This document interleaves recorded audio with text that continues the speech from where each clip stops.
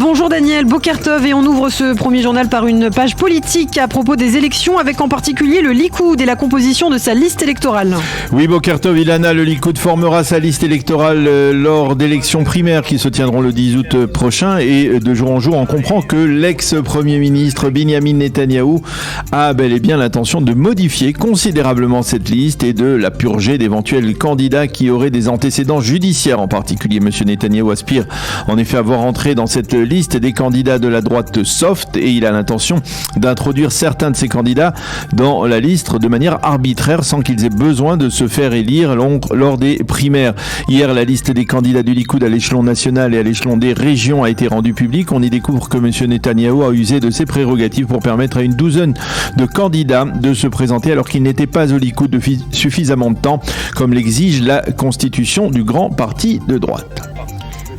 L'autre titre de l'actualité, c'est ce litige entre Israël et le Liban à propos de la délimitation de la frontière maritime entre les deux pays. Oui, côté israélien, on se déclare relativement optimiste et l'on affirme que ce litige serait en voie d'être résolu. La semaine prochaine, le délégué américain chargé de ce dossier, Amos Hochstein, doit arriver au Liban et il sera porteur des grandes lignes de cet accord. Un accord qui sera en fait un compromis entre les positions de départ des Israéliens et des Libanais.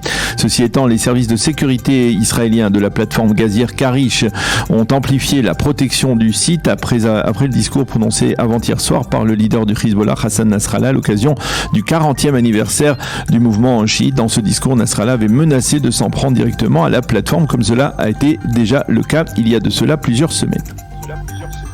Un mot de la crise entre Israël et la Russie qui continue à préoccuper les autorités israéliennes. Oui, en Israël, on comprend que Vladimir Poutine entend faire une distinction entre son mécontentement ouvert face à l'actuelle position pro-ukrainienne du gouvernement israélien et le fameux dossier de l'Aliyah et de l'agent juive. Pour les Russes, le dossier de l'Aliyah est uniquement juridique, il n'a pas de connotation politique. Il n'empêche que la délégation de juristes israéliens qui attend depuis dimanche de pouvoir se rendre à Moscou pour défendre justement la légalité de l'activité de l'agent juive n'a toujours pas reçu de visa d'entrée de la part des autorités russes. On pensait qu'elle l'obtiendrait hier, mais celui-ci se fait attendre, ce visa.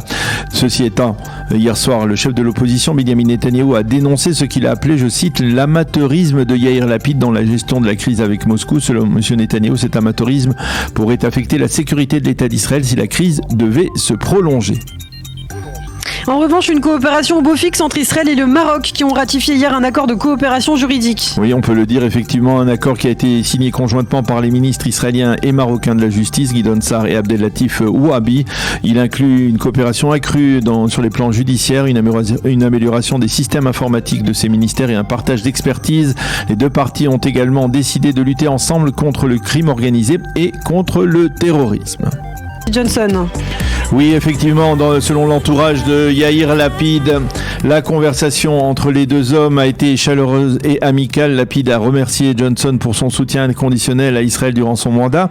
Il a également été question de la menace du nucléaire iranien et de la coopération bilatérale. À propos de l'Iran, Yair Lapid a déclaré à Johnson que des pressions militaires devaient être exercées sur Téhéran pour l'empêcher de se doter de l'arme nucléaire. Et en marge, soulignons que Yair Lapid s'est entretenu hier avec le président du Conseil européen Charles Michel. Lapid s'est félicité de la décision du Conseil des associations avec Israël de convoquer pour la première fois depuis plusieurs années une telle réunion. Les deux leaders ont débattu également de la situation internationale. Et puis enfin, nous allons terminer par une infiltration à la frontière libanaise. Oui, un Libanais a réussi à passer hier la frontière entre le Liban et Israël, près du moshav de Margalit. Il a été arrêté non pas par des soldats, mais par des civils israéliens qui ont alerté, eux, les forces de sécurité. Il s'avère que ce Libanais avait déjà réussi en 2018 à franchir la frontière pour pénétrer en territoire israélien. Il n'avait pas été repéré également à l'époque. Il avait même réussi à faire de l'autostop pour se rendre jusqu'à Kiryat Shmona.